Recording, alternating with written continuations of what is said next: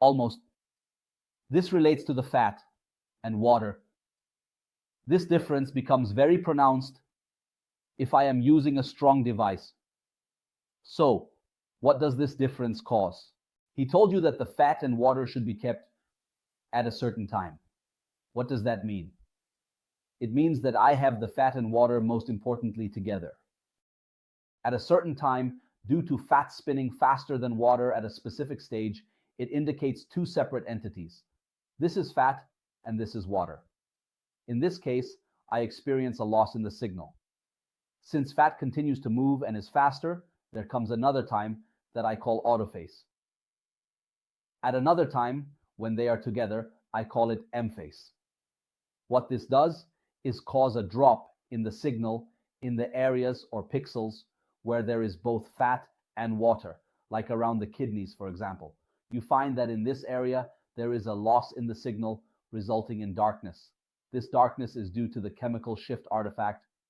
Therefore, the chemical shift artifact that occurred is because I have pixels here containing both fat and water. At the time they were in autophase, I captured my signal, and the signal experienced a loss at that moment.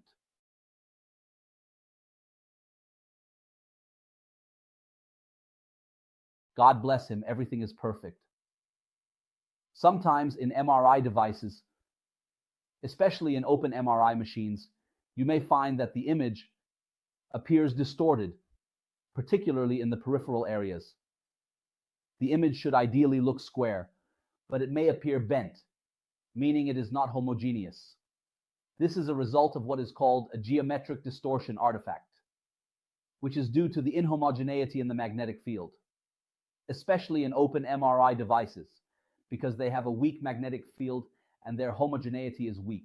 Therefore, this artifact appears, and in this case, the device needs to undergo a process called shimming, which adjusts the homogeneity of your magnetic field.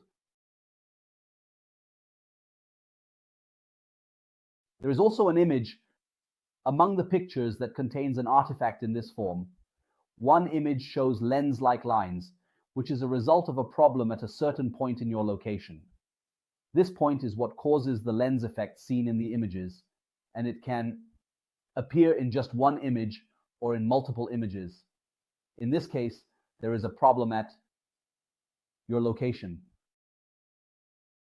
One of the well-known artifacts is related to any ferromagnetic metal inside the patient's body. What does ferromagnetic mean? It means it is composed of iron and has something called paramagnetic properties. These paramagnetic properties mean that there are free electrons present, and these electrons carry a charge, which induces a magnetic field. This magnetic field creates inhomogeneity in the magnetic field. Since there is inhomogeneity in the magnetic field, you affect the protons, causing them to rotate at different speeds. When the protons rotate at different speeds, dephasing occurs, and as a result of dephasing, there is a loss of signal. Therefore, you see a loss in the signal, which is not normal due to the presence of the artifact. There are also circular moire fringe artifacts. The moire fringe artifact is a result of inhomogeneity in the magnetic field, which produces the existing artifact. At this time, the device needs shimming to correct the artifact. Of course, one of the most common motion artifacts is the breathing motion of the patient. This occurs particularly in abdominal slices, leading to mismapping or mislocalization of the signal, resulting in artifacts appearing in this manner. A solution sometimes used is called breath gating, which is a system that captures the signal at a time when the level of the abdomen is at a certain point and does not capture the signal at other times. It precisely determines the locations or times to capture the signal based on the chest and abdominal movement, capturing the signal at a specific time. This is referred to as breath gating, and it addresses the motion artifact issue. There is an artifact called truncation artifact, which appears as ring patterns. As you can see, the sound lines show up this way. This occurs because the received frequency data is not sufficient. Open enough. Open enough means that if you keep your bandwidth for your frequency very low, you will receive weak frequencies. What does this mean? Look, we were talking about receiving bandwidth and said it relates to sampling time, the time you capture the frequency. The larger your received bandwidth, the faster you will capture the frequencies, right? So if you keep your bandwidth small, you will detect the frequencies more slowly. So what happens when you detect the frequencies more slowly? What happens is that frequencies will be lost in the signal that you won't pick up. The signals that you miss will start to create artifacts, which is like having locations or pixels giving you a signal, but you didn't take them into account because you were slow in your detection process. This also shows lines in this way, which is related to the banding you have. There is a zebra artifact that appears in this manner as a result of something external affecting the image, meaning a person opened the door to the MRI room, or someone brought metal into the MRI machine. This creates interference and shows the artifact in this way, called the zebra artifact. The same applies here. This is what I was talking about regarding the area you worked on before. You found that it was done again, but it was already there. So it didn't receive your signal, and therefore it didn't happen, leaving you with this situation. So we talked about MRI image quality and discussed the various MRI artifacts that exist and the different problems they present in these images. In detail before we proceed to the next topic, functional MRI. We still have time, right?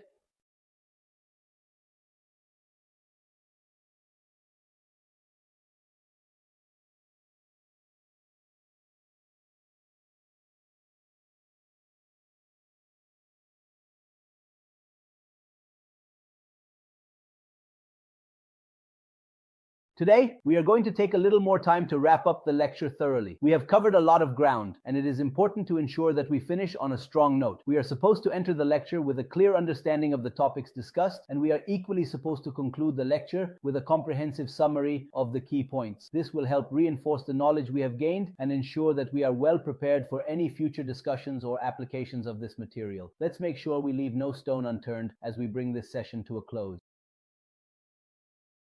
A beautiful effort from the absorption and safety in MRI in a simple area. I have 3 things that I need to protect the employee from the patient. They were left in the absorption.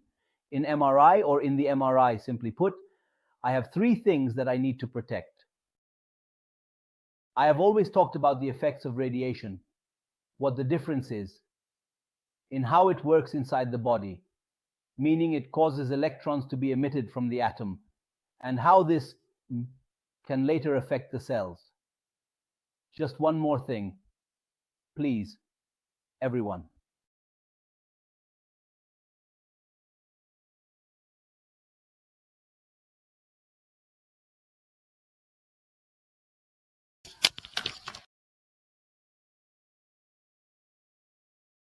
Abdul Rahman, subscribe to me, oh Ramas. I don't want to be involved in childbirth. Okay.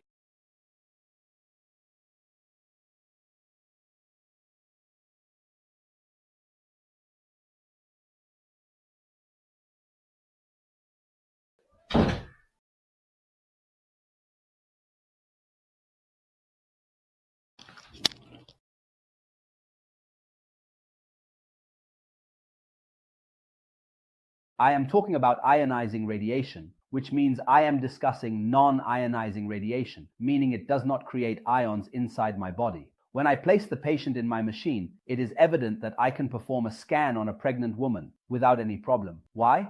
Because there is no ionization occurring. There is no interaction between the radiation or the magnetic field and the patient's body that would create ions that attack the DNA or affect the various tissues present. However, there may be other effects that can occur. There are 3 things in the magnetic field: the magnetic field itself, the gradient, and the radio frequency pulse. First, the magnetic field itself. Second, the gradient that I am talking about, which includes the x, y, and z axes. And third, the RF pulse. So I have three components that have issues. First, the main magnetic field. Second, the gradient. And third, the RF pulse. Let's focus together on our Earth, which has a magnetic field around it with a strength of 0.5 Gauss, which is its unit in the generated magnetic field. Around a magnetic resonance imaging device, if we assume its strength is 1 Tesla, the strength would be about 10,000 Gauss. This means we are all experiencing attraction to the Earth, where the magnetic field is only 0.5 Gauss. So imagine having a 1 Tesla resonance device, which means its magnetic strength is 20,000 times that of the magnetic field under the Earth. The difference is obviously very significant. This difference creates a large magnetic field around the Earth. The magnetic field that is generated is called the fringe field, which is created around the Earth and generates a magnetic field similar to that of my magnet. This is the resonance device, and this closed device varies from 0.3 Tesla or 0.23 Tesla up to 3 Tesla for clinical use. Beyond 3 Tesla, it enters the realm of research, where there are devices that can be 4 Tesla, 5 Tesla, or even 7 Tesla, depending on the research purposes. The idea is, let's go back to the magnetic field I'm talking about. Here is the magnetic field that I'm referring to. You will find that the magnetic field it creates is larger than the lateral, meaning its distribution along my table is greater than at the edges, greater than the right and left. Now you, in the center of the isocenter of the device, are in the area with the highest magnetic strength. The further you move away from the isocenter of the device, the weaker the magnetic field becomes. There is an inverse relationship between distance and magnetic strength. This relationship with distance is cubed. What does that mean? It means that the magnetic field is inversely proportional to the cube of the distance. So the further you are from the center, the weaker the magnetic field becomes, for example, 50 Gauss, 10 Gauss, 5 Gauss, 3 Gauss, and so on. Therefore, as I move away, the distance cubed means that any minimal change in distance causes my magnetic field to jump significantly. What does that mean? It means that if you hear about someone who entered, for example, with a wheelchair or an oxygen tube into the MRI machine, we have all heard about this, and you will find that they entered normally, and at a certain moment, the device exerts a force that, as it approaches a certain distance, results in a high attraction force. This attractive force can cause the moving object to reach speeds of up to 70 km/h. Can you imagine that? Yes, 70 km/h. The attraction force depends on the strength and type of the device, whether it is 1 Tesla, 2 Tesla, or 3 Tesla. Another factor is whether the object being drawn in is ferromagnetic or not, and whether it is affected by the magnetic field. Does it have ferromagnetic properties or not? Also, how much mass it has. The greater the mass and weight, the stronger the attraction force. For example, if you have a small key, you can easily pull it into the MRI machine. But if it's an oxygen tank, a trolley, or a wheelchair, it can be very difficult and may cause problems or create a crack in the machine, which means you would have to perform a quenching of the machine itself. So, safety is crucial. The area they call the safe zone is the area that has safety at 5 Gauss. So, 5 Gauss is the place where it is safe for me to enter. I can enter, I can be before it, meaning before the line of 5 Gauss. I can stand here in this area. Now, they said that 10 Gauss affects the computers present. And at 30 Gauss, if you enter with a watch, that watch will be affected. Any electronic device will be affected. If you enter with a credit card or something, all its data will be erased as a result of being exposed to 30 Gauss inside the device. So, the safe area for me is 5 Gauss. Is this clear, doctors? Or are there any problems?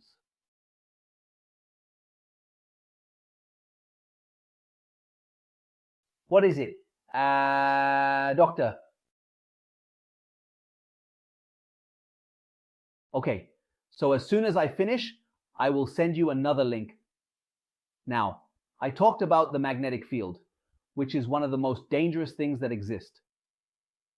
It affects devices like the Ronin device or CT devices around it.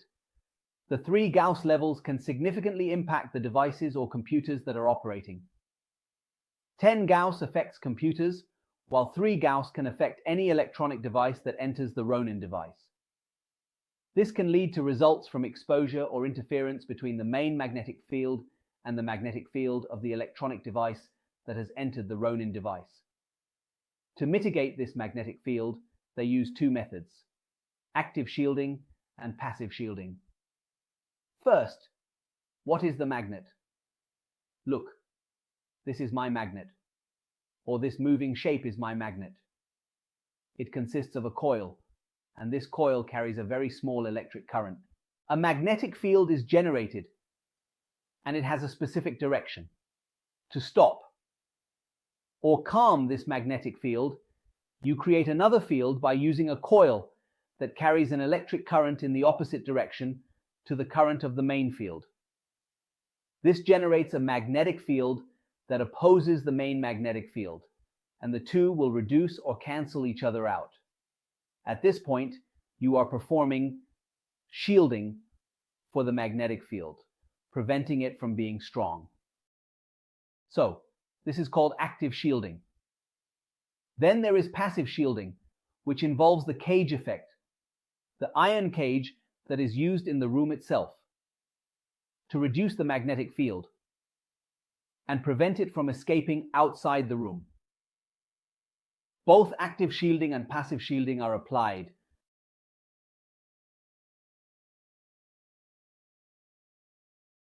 The active shielding without noise, doctor.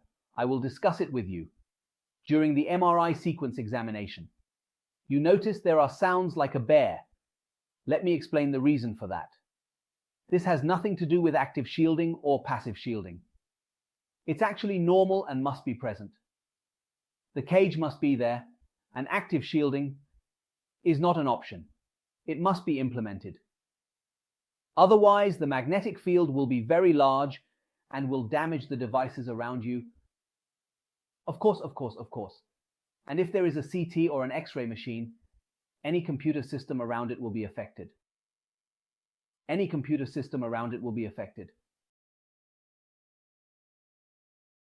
So, it must be measured very well to be less than 1 Gauss at the location where your device is measured by a device called a Gauss meter that measures the magnetic field in the area where the device is.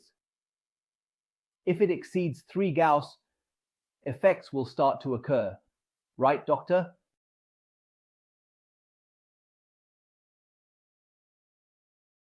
I will tell you the reason for this sound.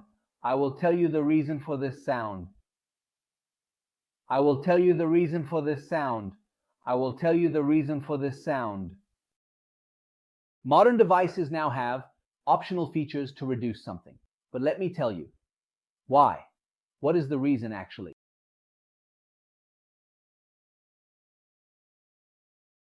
One of the most common things that happens in projectile injury, as we see, is a chair, for example, where someone enters with an oxygen syringe, for instance, or a wheelchair.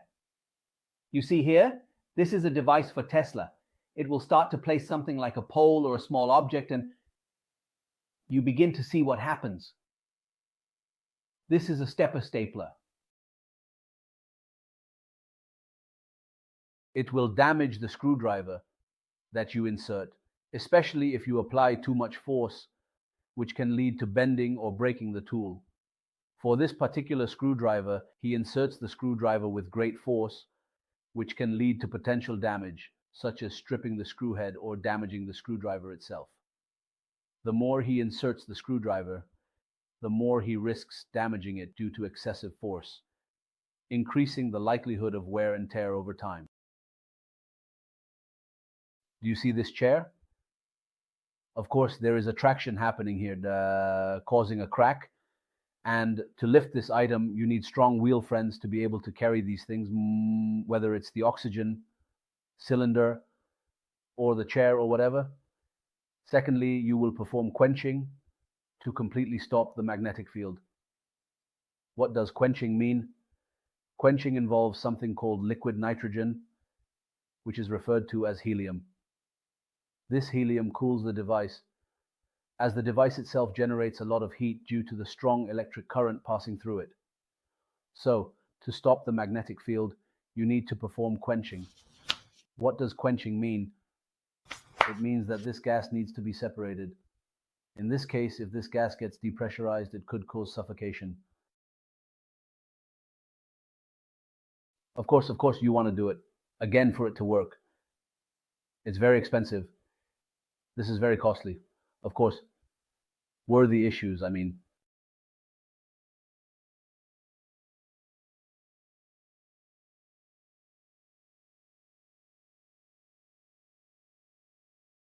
Look, this is the first child who died. He was about 6 years old because he was doing this in New York.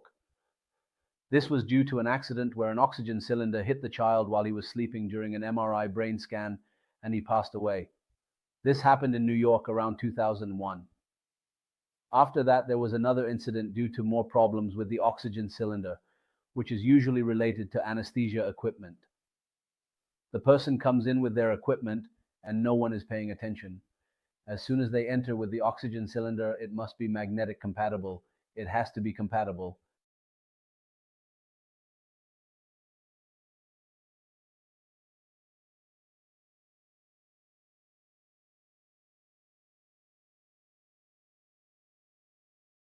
These are some of the accidents that occurred, most of which were due to the oxygen cylinder.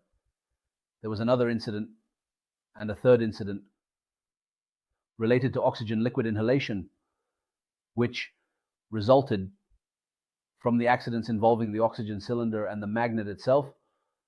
Of course, the magnet might not even be repairable. For instance, someone had a problem where the oxygen cylinder caused a trapping effect between it and the magnet. To remove this oxygen cylinder, a lot of people are needed, because if something happens, it could cause a fracture or dislocation of someone's arm or something like that.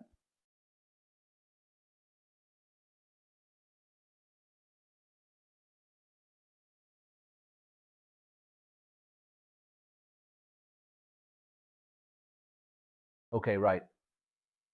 Even when they remove this component, they are using a specific technique by pulling the magnet or pulling the object they want downwards to move away from the isocenter area, while simultaneously reducing the attraction force. Then they place a barrier between it and this part, between it and the magnet, to lessen the effect or the attraction between it and the magnet. They start to study this problem, as we see here. For example, this video illustrates this. This is a driver, and here it also measures the attraction force that occurs, showing that at a certain point, it starts to get closer to a distance. This is what I was telling you, that the issue is related to distance, meaning that there is an inverse relationship with distance. This means that at a certain point in the distance, you find the force suddenly increased. This is always what happens. He is coming in normally, and at a certain moment, he gets pulled suddenly, resulting in high attraction force.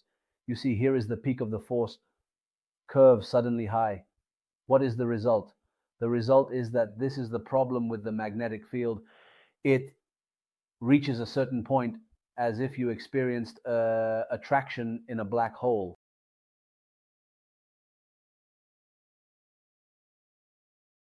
Here,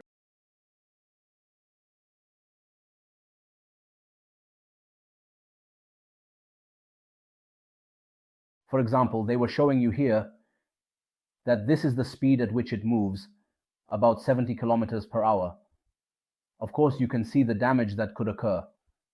This is very high. If someone is present or something, could eliminate it immediately.